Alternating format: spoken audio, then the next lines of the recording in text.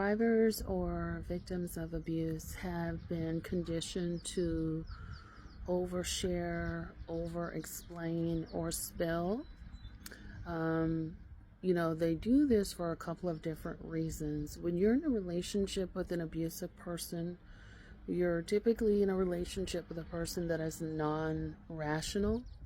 And a lot of times, people that are non-rational can go on rages or tangents and become paranoid, where they accuse you of doing something or having a certain type of character, and they typically tend to do this because it's a projection of their character.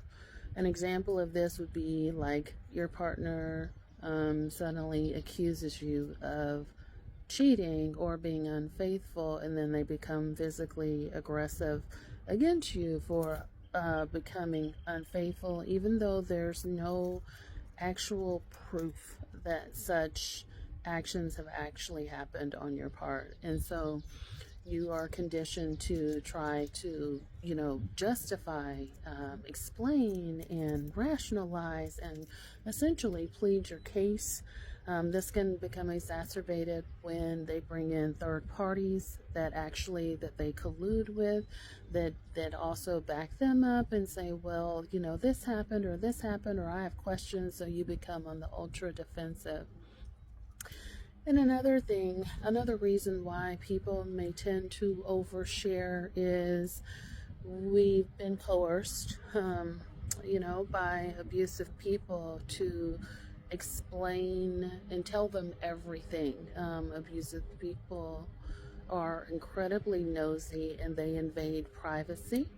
And so they want to know everything. They will snoop through your mail, snoop through your emails, your personal information that they have no business doing. And so you've been conditioned, if you have been in a relationship with an abuser, friend, family, what have you, that you need to be conditioned to, you have no privacy, essentially, is what I'm trying to say. And so they expect you to give up all your rights to them because they're in control of the relationship.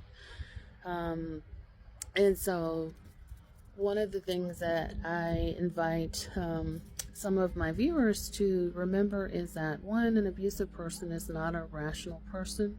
Two, you have your personal rights.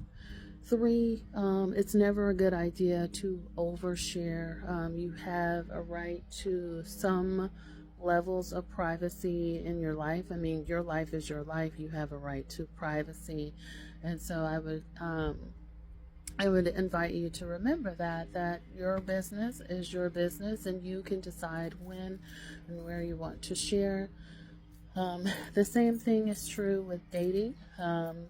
One of the things that I work with my clients is to, when they go on the first, second dates, sometimes when you have a strong background in trauma, or when you have a strong history of trauma, I should say, we like to spill, we like to overshare, everything, and prove that we're good enough, or just kind of almost like provide our warning labels up front.